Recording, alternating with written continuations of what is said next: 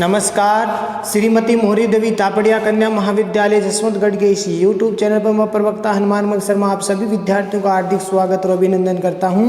प्यारे विद्यार्थियों, बीए प्रथम वर्ष की कक्षा में हिंदी साहित्य विषय के अंतर्गत प्राचीन काव्य, प्यारे विद्यार्थियों जो आपका प्रथम प्रश्न पत्र है उसमें आज हम भक्त कवि सूरदास जी को पढ़ेंगे, जो पाठ संख्या आपकी 9 है पाठ्य पुस्तक प्राचीन काव्य में। और भक्त कवि सूरदास जी के द्वारा रचित सूर सागर ग्रंथ से पदों की व्याख्या अब हम करेंगे प्यारे विद्यार्थियों।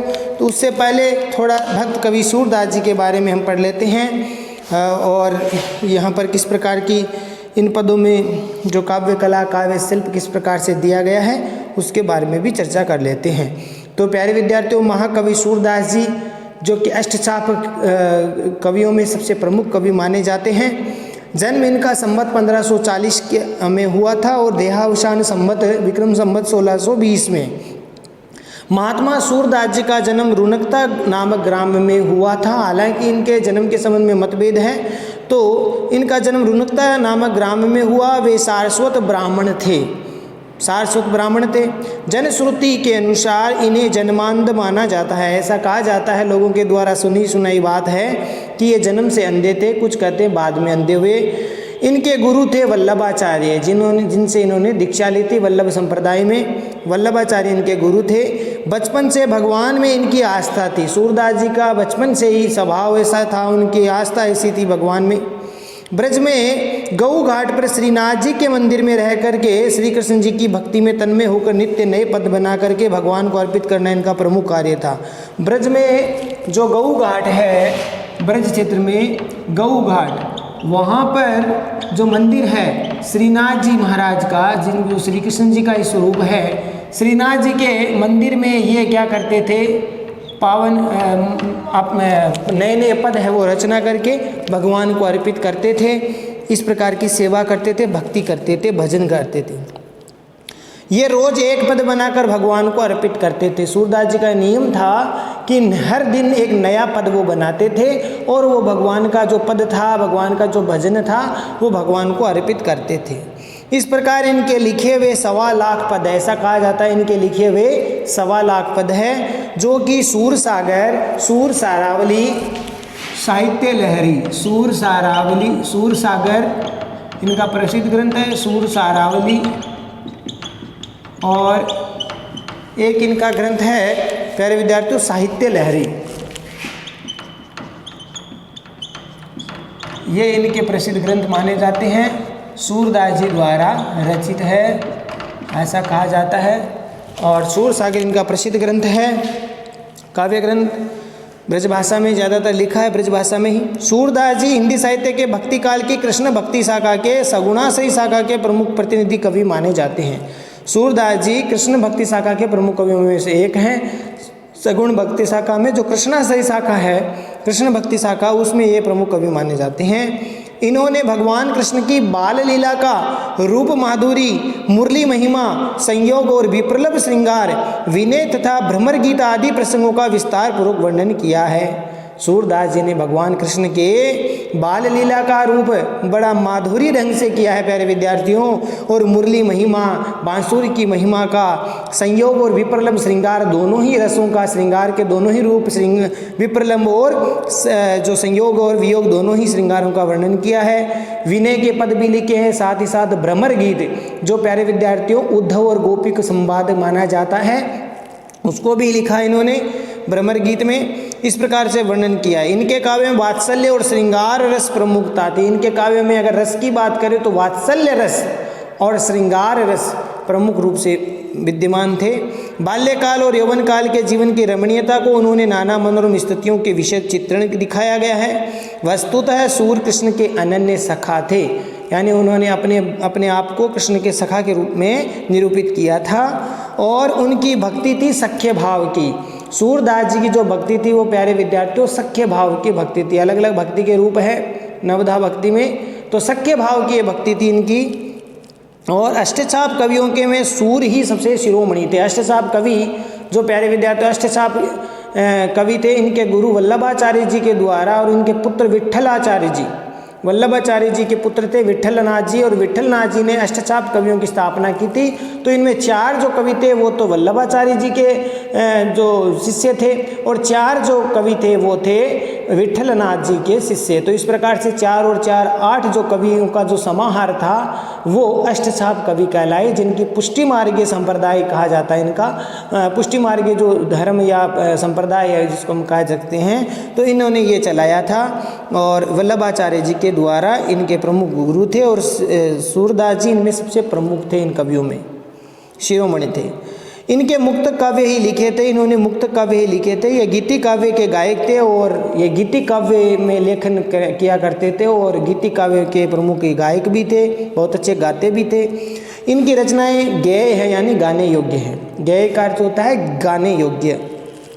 निर्गुण का खंडन करके सगुण की स्थापना करने में इन्होंने अपूर्व सफलता अर्जित की। निर्गुण का जो आप भ्रमर गीत इनका पढ़ते हो, तो जिसमें उद्धव जी वो निर्गुण भक्ति की साधना का महत्व बताते हैं, तो गोपियाँ इनकी कृष्ण की जो भक्ति में डूबी हुई जो गोपियाँ हैं वो सगुण कृष्ण का ही गुणगान करती है, और अपने तर्कों से उद्धव के निर्गुण ब्रह्म को भी ये निरुत्तर कर देती है, उनकी साधना को भी वो निरुत्तर महत्वहीन कर देती है। तो इस प्रकार निर्गुण का खंडन करके सगुण की स्थापना करने में इन्होंने अपूर्व सफलता प्राप्त की थी। कुल मिलाकर सूरदास जी हिंदी के भक्ति साहित्य आकाश के सूर्य की तरह सदैव पाठकों में चमकते रहेंगे। सूरदास जी को प्यारे विद्यार्थियों हिंदी साहित्य के आकाश का सूर्य कहा जाता है। कि सूर्य सूर्य तुलसी शशि, कि सूर्य तो सूर्य के समान है, अर्थात सूर्य के समान है। तुलसी शशि, और तुलसी चंद्रमा के समान है। हिंदी साहित्य में इनके बारे में कहा जाता है कि सूर सूर तुलसी शशिर उड़गन केशव दास, और कवि खद्योत सम इत उत्करित प्रकाश। प्यारे विद्यार्थियों सूरदास जी है वो तो सूर्य के समान है, तुलसीदास जी चंद्रमा के समान हिंदी साहित्य के आकाश में, और केशवदास जी है वो खद्योत सम यानी जुगनू के समान है, और बाकी जो कवि है वो तो इतुत करत प्रकाश यानी थोड़ा थोड़ा ही प्रकाशित करते हैं, अर्थात थोड़ी थोड़ी काव्य रचना ही इन्होंने की है। बाकी सूरदास जी तो हिंदी साहित्य जगत के सूर्य के समान माने जाते हैं भक्ति काल में, और ये पाठकों को सदैव चमकते रहेंगे पाठकों के बीच में। काव्य कला कृष्ण भक्त सूर प्रारंभ में विनय के पद लिखा करते थे, यानी कृष्ण भक्ति को मानने वाले कृष्ण भक्त सूरदास जी प्रारंभ में जब इनसे गुरु से इनकी भेंट नहीं हुई थी, उनसे पहले कहते हैं कि सूरदास जी ने विनय के पद ज़्यादा लिखते थे। इन पदों में भक्त की हीनता व प्रभु की महानता का चित्रण था।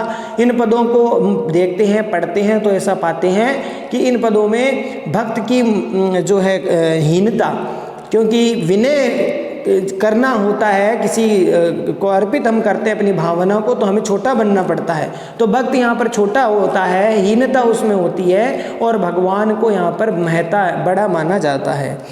बालक कृष्ण की लीलाओं का जैसा चित्रण सूरदास जी ने किया वह हिंदी साहित्य में अद्वितीय है। ये बात इनकी सबसे प्रमुख विशेषता है कि बालक कृष्ण की बाल लीला का अगर कोई वर्णन कोई कवि कर पाया, सबसे महत्वपूर्ण कवि सूरदास जी का नाम आता है। वात्सल्य सम्राट वो कहे जाते हैं, वह हिंदी साहित्य में अद्वितीय है। कृष्ण की बाल चेष्टाएं, मानसिक वृत्तियां इनकी सूक्ष्म और पेनी दृष्टि से ओझल नहीं हो पाई। इन्होंने कृष्ण की बाल चेष्टाएं, बाल सुलभ जो चेष्टाएं थी और उनकी मानसिक वृत्तियां थी, बच्चों की कैसी मनोवृत्ति होती है, उनका वो इतनी सूक्ष्मता से बड़ी पेनी दृष्टि से इन्होंने वर्णन किया है। प्यारे विद्यार्थियों, वात्सल्य और श्रृंगार रस का तो ये कोना कोना झांक आए थे। ऐसा प्रश्न भी बनता है कि सूरदास जी वात्सल्य का कोना कोना झांक आए थे, तो इस प्रकार का प्रश्न भी बनता है। तो वात्सल्य सम्राट कहे जाते हैं। वात्सल्य और श्रृंगार रस इनका प्रिय रस था। और राधा कृष्ण के बाल्यकाल के प्रथम मिलन का स्नेह स्वाभाविक गति से यौवन के प्रेम में परिवर्तन हो जाता है। इनका राधा कृष्ण का जो बाल्यकाल का जो प्रथम मिलन था, प्रेम था, वो धीरे धीरे यौवनावस्था में प्रेम में बदल जाता है। संयोग वर्णन में गोपियों के साथ कृष्ण की उछल कूद, हास विलास में किरणों का यथाचित्र सूरदास ने अपनी लेखनी से खींचे हैं प्यारे विद्यार्थियों। और वियोग वर्णन के चित्रों में भी सूरदास जी का कोई सानी नहीं है। वियोग में भी इनका बहुत वर्णन इन्होंने किया, और इस प्रकार से किया कि गोपियाँ यहाँ पर रोती हुई प्रतीत होती है। देखते हैं तो भ्रमर गीत के अंतर्गत विरह की सभी दशाओं का वर्णन मिलता है।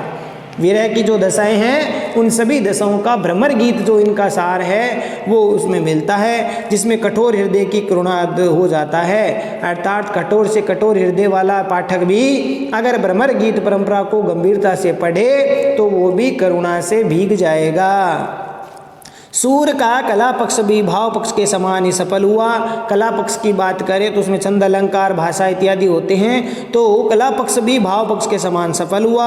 इनकी भाषा ब्रज है और वह भाषा संयत है, सुव्यवस्थित है, गठी हुई है, सुगठित है। भावों के अनुरूप ही भाषा का सहज, स्वाभाविक और प्रवाहशील हो गई है। यानी इन भावों के अनुरूप इनकी भाषा बड़ी सहज है, स्वाभाविक है और प्रवाहशील है। इनमें माधुर्य गुण, प्रसाद गुण और ओज, यथा स्थान पर ओज गुण भी देखने को मिलता है। यानी तीनों गुणों का समावेश है इनकी रचनाओं में।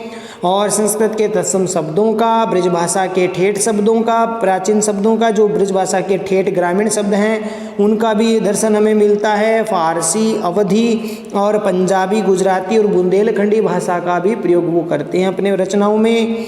अलंकारों के अंतर्गत उपमा, रूपक, उत्प्रेक्षा अलंकार का प्रयोग ज़्यादा किया इन्होंने। उपमा, रूपक, उत्प्रेक्षा का अलंकार का प्रयोग सूरदास जी ने ज़्यादा किया। भाई सूरदास जी ने इन अलंकारों का आरोपण नहीं किया, पे तो स्वतः ही आ गया। हालांकि अलंकार लिखने की इनकी कोई रुचि नहीं थी, ये तो पद भक्ति के ऐसे ही लिखते थे और इन भक्ति में स्वतः ही इन पदों में अलंकार आ गए। तो इस प्रकार से प्यारे विद्यार्थियों ये था सूरदास जी का थोड़ा सा जीवन परिचय। अब हम देखते हैं इनके पदों की व्याख्या। पहला पद है वात्सल्य से। प्यारे विद्यार्थियों, सूर सागर का जो वात्सल्य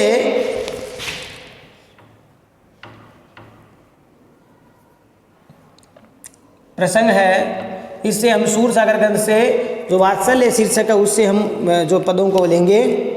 ठीक है, तो अब देखते हैं प्यारे विद्यार्थियों पहला पद। जयसोदा हरि पालने झुलावे, जयसोदा हरि पालने झुलावे, हलरावे दुलरावे मलहावे, जोई सोई कछु गावे, मेरे लाल को आऊं निंदरिया, मोरे लाल को आऊं निंदरिया, काहे न आनी सुआवे, तू काहे नहीं बेगियावे, तो को कान बुलावे, कबहू पलक हरि मूंद लेत है, कबहू अधर पर कावे, सोवत जानी मोन हवे के रही, करी करी सेन बतावे, जसोदा हरि पालने झुलावे, जसोदा हरि पालने झुलावे, यह अंतर अकुलाय उठे हरि, जसुमति मधुरे गावे, यह अंतर अकुलाय उठे हरि, जसुमति मधुरे गावे, जो सुख सूर अमर मुनि दुर्लभ, जो सुख सूर अमर मुनि दुर्लभ, सोनंद भामिनी पावे, जसोदा हरि पालने झुलावे, जसोदा हरि पालने झुलावे। तो प्यारे विद्यार्थियों, इस पद में माता यशोदा श्री कृष्ण को पालने में झुला रही है।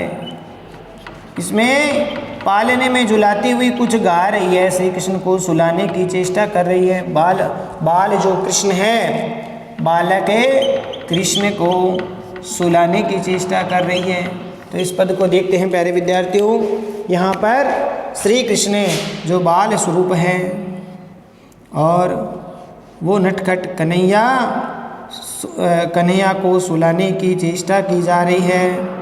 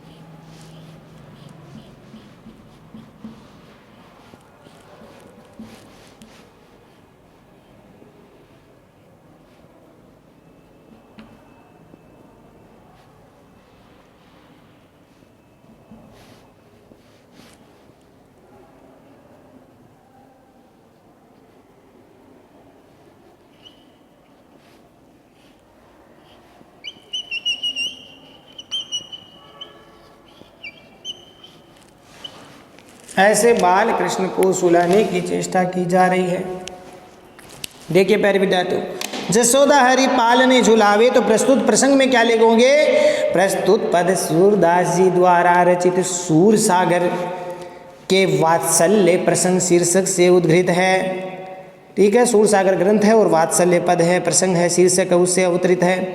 और इसमें बालक कृष्ण द्वारा जो है बालक महाकवि जो सूरदास जी उन्होंने माँ यशोदा के द्वारा बालक कृष्ण को पालने में झुलाने का अति मनोहारी वर्णन किया गया है। बहुत सुंदर वर्णन किया है। देखिए कैसे, तो इस प्रकार से अब देखिए अर्थ इसका, जसोदा हरि पालने झुलावे, माता यशोदा, जसोदा मने यशोदा, हरि मने श्री कृष्ण को, पालने मने पालने में, झुलावे मने झुला रही है। माता यशोदा बाल कृष्ण को पालने में झुला रही है। तो प्यारे विद्यार्थी इसका अर्थ समझ में आ गया।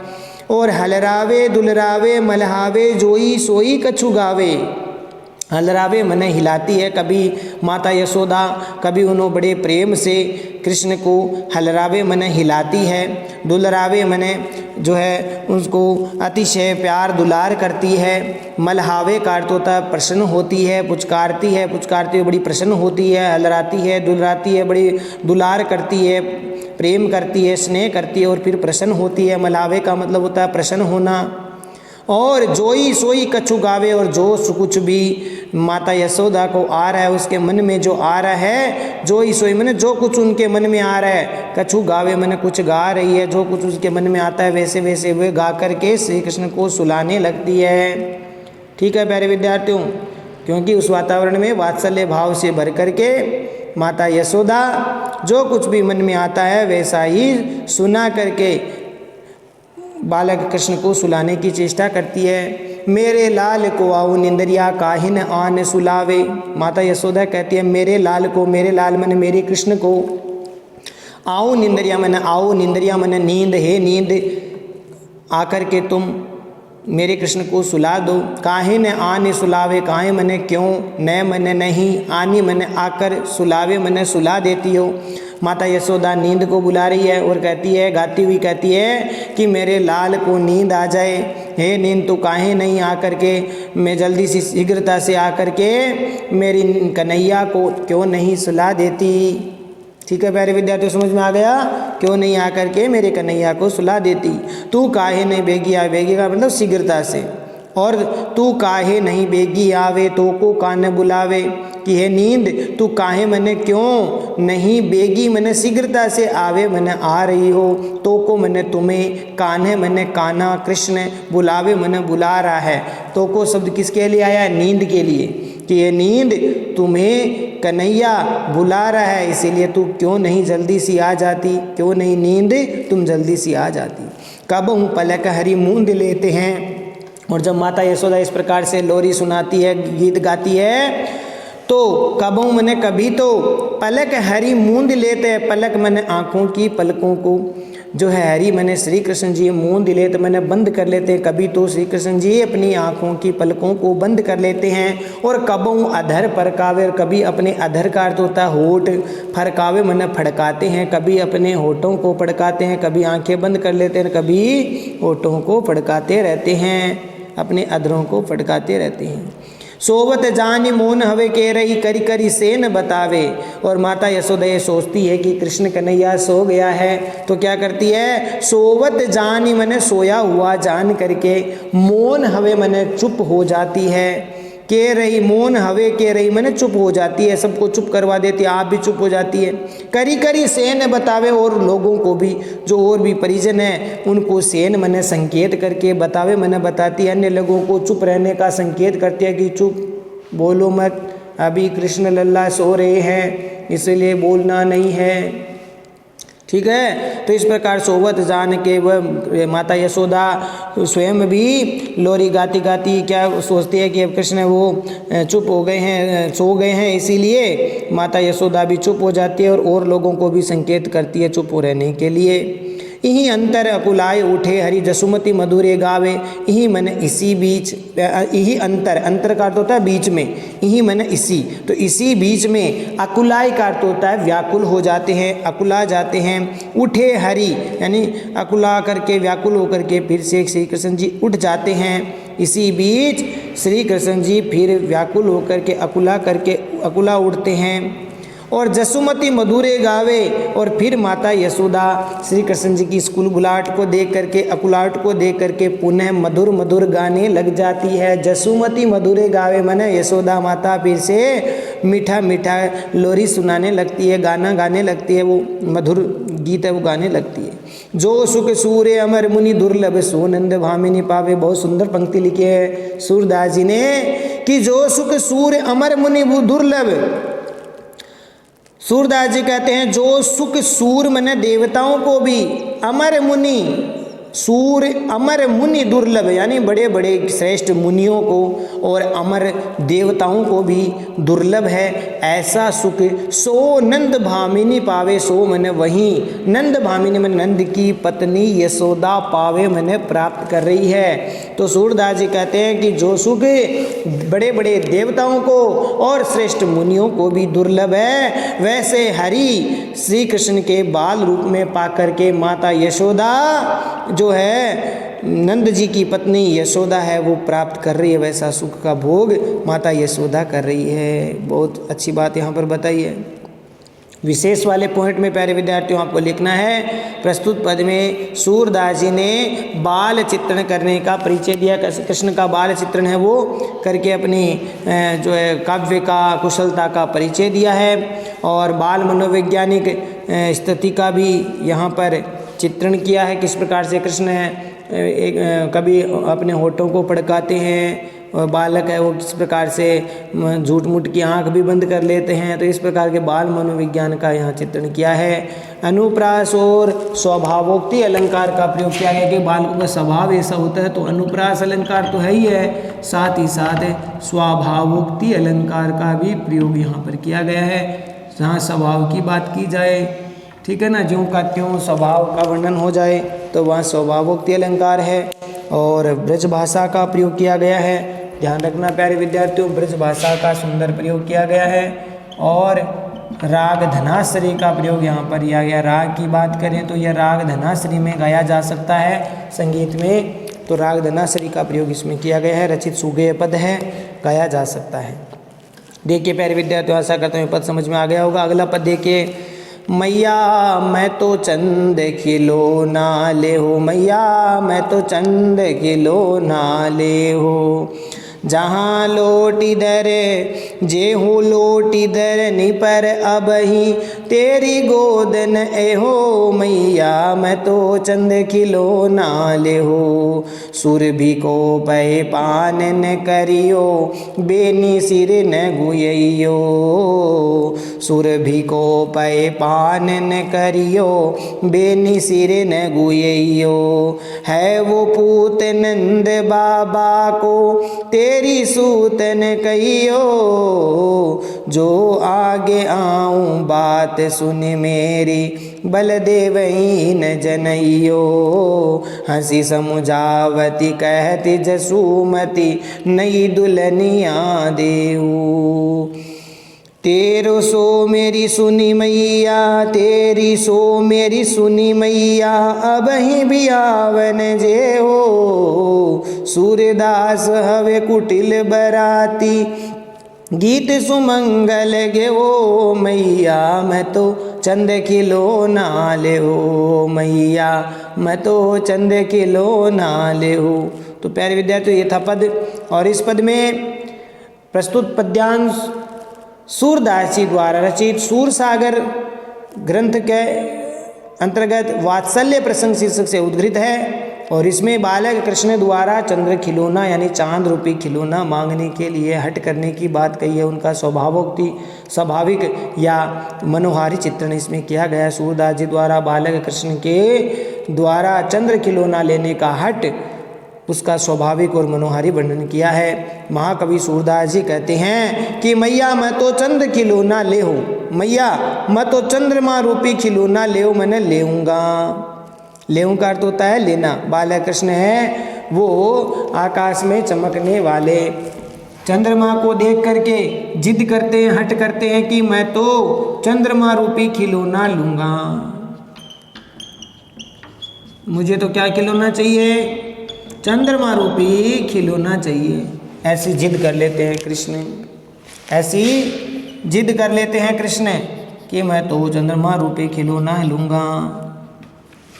ठीक है प्यारे विद्यार्थियों, और देखिए प्यारे विद्यार्थियों कि जे हो लोटी धरनी पर अब ही तेरी गोद न हो, अर्थात जे हो मैंने यदि, लोटी मैंने लौट जाऊंगा, लेट जाऊंगा, लोटी का अर्थ हो गया लेट जाऊंगा, धरनी का अर्थ होता है धरती पर या घर के आंगन पर, अब ही मैंने अभी, तेरी गोद न आइयो, तुम्हारी, तेरी मैंने तुम्हारी, गोद में न मन नहीं, एहो मैंने आऊँगा।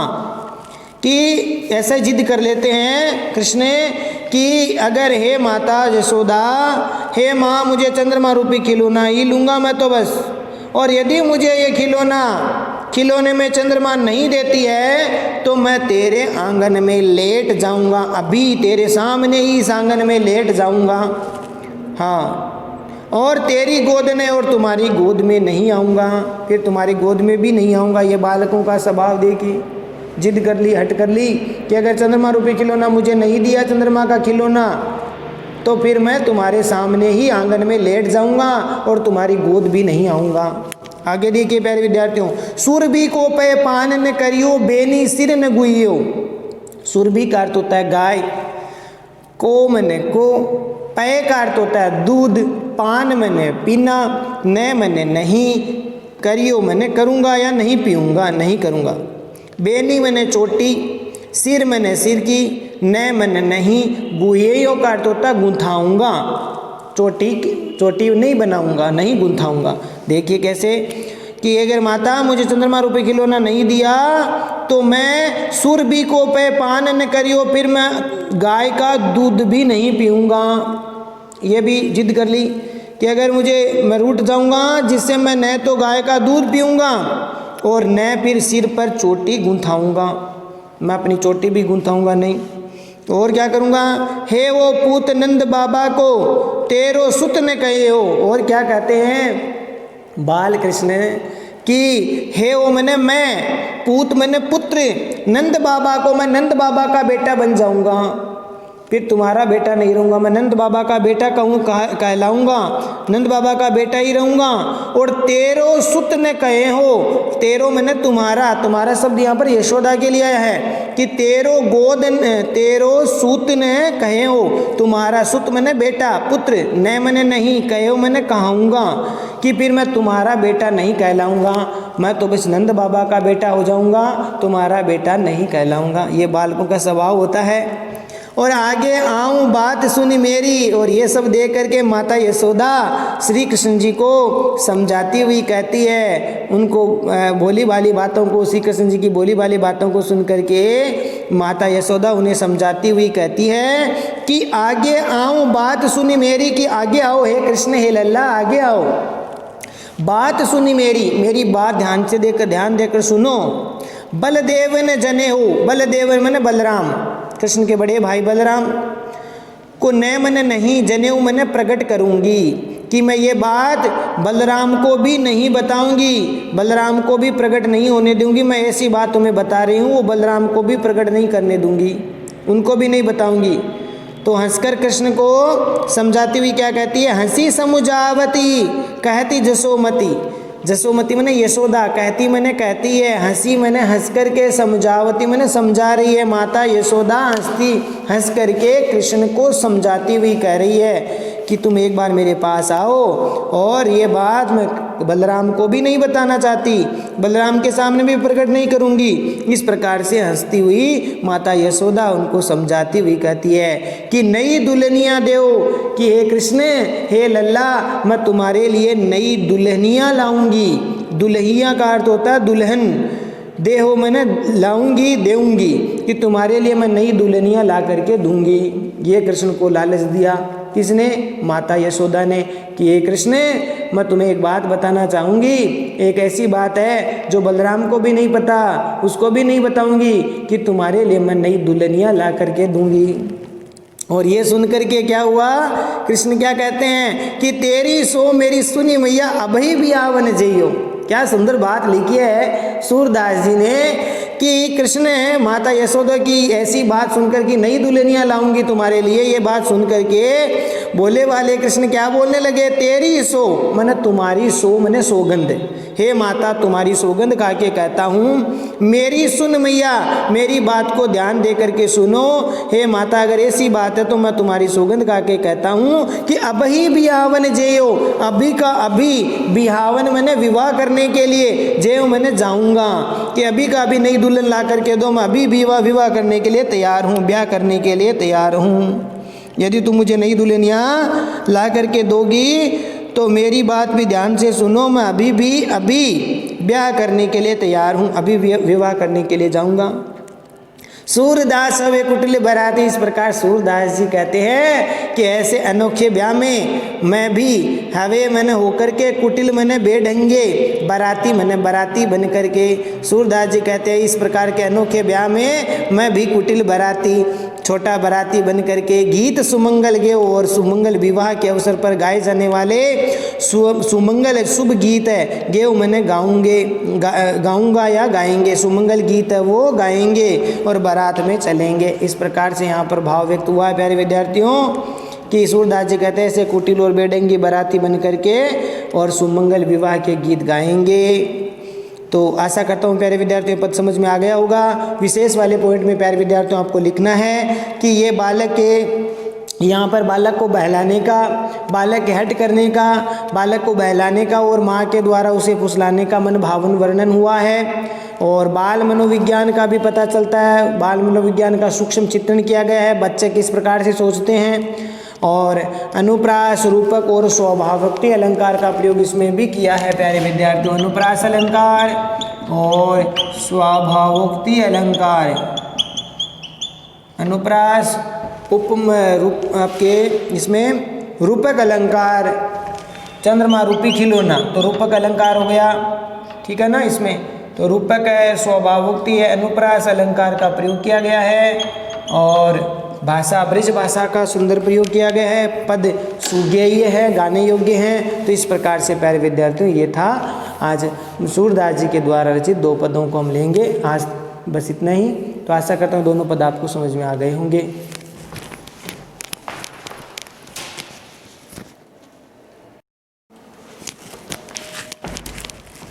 तो प्यारे विद्यार्थियों आज के लिए बस इतना ही। अगले वीडियो में फिर हाजिर होंगे भक्त कवि सूरदास जी के रचित पदों की व्याख्या को लेकर के।